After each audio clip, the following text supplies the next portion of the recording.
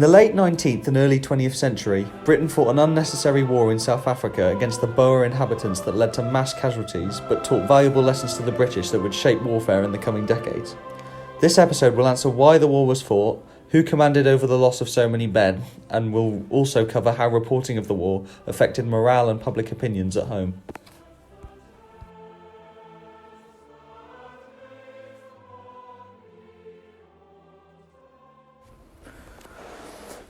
In 1895, Dr. Lender Starr Jameson, a British colonial politician, launched a raid against the Boer government in Transvaal in an attempt to overthrow it.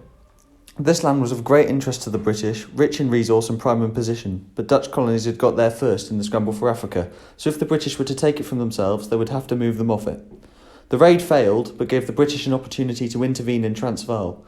Joseph Chamberlain, another British politician, insisted that Britain now had the right to control over the Boer Republic, and this upset them, allying with the Orange Free State and sending an ultimatum that demanded the removal of all troops from their frontiers. The British refused, and the war began on 11th of October 1899, with the Boers attacking the Cape Colony in Natal.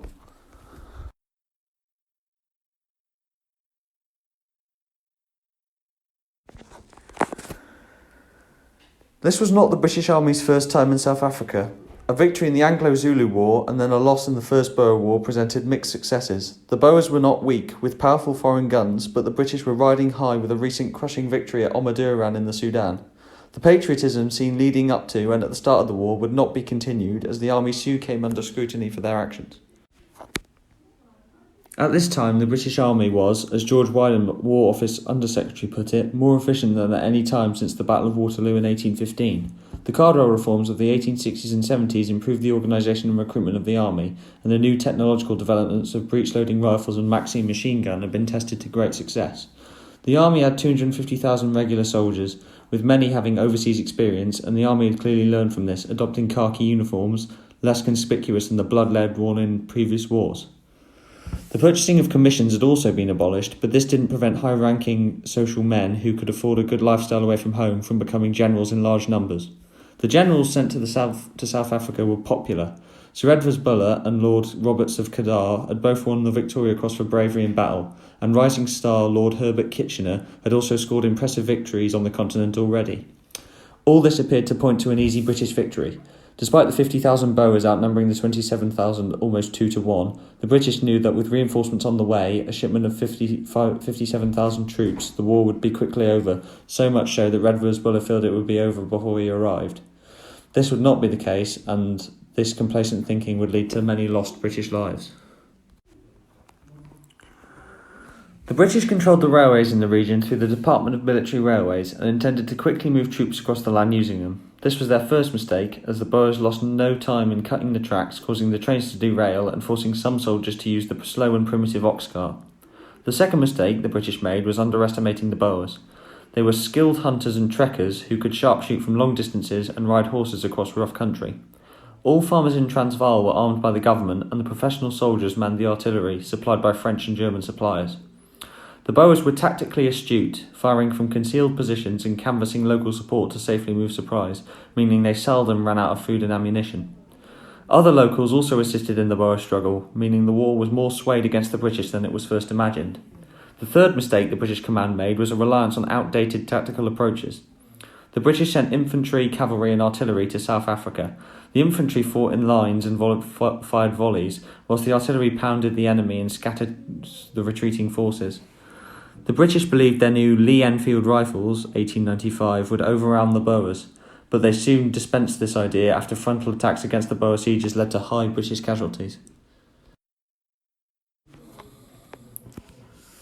The Boer commanders decided to strike early in the war, beginning by besieging 3 towns, Ladysmith, Kimberley and Mafeking. This quick movement stunned the British commanders and those at home. The Boers quickly demonstrated their ability to engage in prolonged conventional warfare with artillery, and although this was probably not the best tactical decision, it shattered British morale. Ladysmith was the most important of the 3 towns for the British. 35,000 Boers surrounded it, led by Pierre Joubert. The British commander, Sir George White, set up a defensive perimeter and prepared for a prolonged siege. The Boers countered this by bringing powerful French siege weaponry onto the battlefield. Despite this, the Boers only attacked the town once, on January the 6th, 1900, but their assault failed. The other two towns were soon quickly sieged, and it was down to Redvers Buller to make the next move, which he did with all the competence you would expect for a British Army general in this period. Buller split his army into three, another costly mistake, and deployed each section to relieve the three sieges. Gatacre would recapture Stormberg with 3,000 men, Moythen would relieve Kimberley and Mafeking with 10,000 men, and Buller would relieve Ladysmith with 20,000 men. Gatacre's attack at Stormberg failed miserably, as his force was exposed by Boer gunfire, with 500 men being taken prisoner. Moythen attacked Magersfontein, where he believed Boer soldiers would be stationed. He failed to use Buller's provided observation balloon and proceeded to lead a disjointed and noisy advance in the dark which the Boers exploited, forcing a retreat and the death of 200 men. Buller then attempted to cross the Teluga River to reach Ladysmith at Colenso, but the fords were heavily defended, and with little reconnaissance, only 10,000 pounds across the whole region, the British walked right into Boer gunfire, losing 143 men and wounding 756 of the Boers' 8 dead. Buller then sent a heliograph to White in Ladysmith telling him to surrender, which he declined. The British eventually managed to cross the Teluga River in January 1900, and Sir Charles Warren succeeded in capturing the hill of Spion-Kop for the British. However, the British then discovered, when thick fog cleared, that the peak was not prominent, and gunfire rained down on the British from all around. They attempted to dig trenches to escape the slaughter, but a layer of granite close to the surface prevented this. As a result of Spion-Kop, 1,350 men were wounded, and 243 died of their injuries. Black Week, as it came to be known, was devastating. A recap of the numbers. Stormberg, 500 men captured. Magersfontein, 200 men dead. Colenso, 143 men dead, 756 men wounded. Spion-Kop, 243 men dead, 1,350 men wounded. A total of 586 dead and 2,106 wounded across all four engagements. This was the end of the first stage of the war. Buller was relieved of overall command of the army, and Field Marshal Lord Roberts was implemented as leader. Lord Kitchener became the Chief of Staff and second in command of the army in South Africa. The second phase of the war began with the relief of the sieges. The indignation caused by Black Week began to abate with Roberts in command, and movement began to be made for the British. Using pontoon bridges, Kitchener was able to get his army across the Teluga and break the 118-day siege at Ladysmith on February 28, 1900.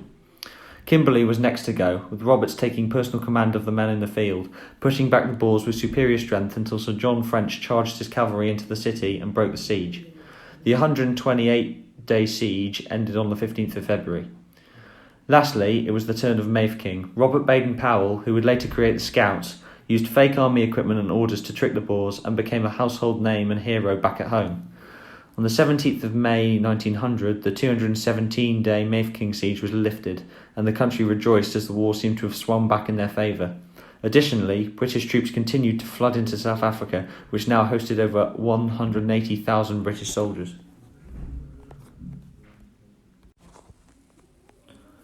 The success of Roberts can be put down to a number of factors. He employed outflanking tactics and more efficient scouting that were more effective tactics against the Boers. He also repaired the railways and armoured them, which allowed for the quicker transport of supplies across the country and a more effective form of group travel. Additionally, Roberts' access to superior numbers allowed him to overwhelm the Boers. Given his success, Roberts was popular at home and entered into stage 3 of the conflict, which would see some of the least tasteful scenes out of any war in the 19th century. Kitchener's influence in the army was growing during this period, and he entered into December 1900 as Commander-in-Chief. Although the Boers had been soundly defeated a number of times, Boer guerrillas still wrought havoc in the countryside. To combat this, Kitchener installed a scorched earth policy, which would allow the British to read out rebels and end the war. A side effect of this policy was that many Boer women and children were denied shelter and food and had to be reallocated. This led directly to the creation of concentration camps in South Africa, a particularly dark chapter in the history of British colonial affairs. Over 28,000 people died in these camps, 22,000 of them being under the age of 16 due to poor sanitation and lack of sustenance. This was not received well in Britain after Emily Hobhouse reported on the issue to the government, but though this strategy, tied with the British blockhouses and barbed wire, were dividing up the country, the British were able to force an end to the war on the 31st of May 1902. During the war, public opinion in Britain was shaped by the reporting by battlefield journalists. Battles like Spion Kop loomed large in the public conscience as pictures of dead British soldiers in shallow trenches arrived back home. After Black Week, a recruitment drive was developed across the Empire under Roberts, and people became more eager to read first-hand accounts of the war, such as the ones by Winston Churchill, who was being paid a princely sum of £250 per month to report on the battles for the Times. Later victories in Stage 2 of the war also led to mass jubilation back in Britain, an example being a street party outside Robert Baden-Powell's house in Liverpool after the relief of Mafeking. New populist newspapers also sprung up during this time, such as the Daily Mail at half a penny and the Daily Express. W.T. Stead, in response, launched the Stop the War campaign and began scathing attacks on the condition of the Boer War camps, which had support from David Lloyd George, a Liberal politician who disagreed with the war. Overall, support for the war was mixed. The Boer War had significant impacts on the British Army after the conflict's conclusion. It displayed clear military failings at many different levels. Britain strengthened its navy after the conflict to keep speed with Germany, who had sided with the Boers, meaning it was readily prepared for World War I. The Haldane Army reforms, 1905 to 1912, were also introduced after the war, which changed the way soldiers were trained and the way officers could rise the ranks. This promoted professional officers who were literate in modern tactics and technology, and ensured the common soldiery, who had never been lacking in bravery, were given the gear they needed to compete in war. The Boer War has been considered by many as the first new-style conflict that Britain fought in, and it certainly had a heavy influence on the trials and tribulations of the British Army when a true threat to peace and stability in Europe came in the shape of Kaiser Wilhelm II's German Empire.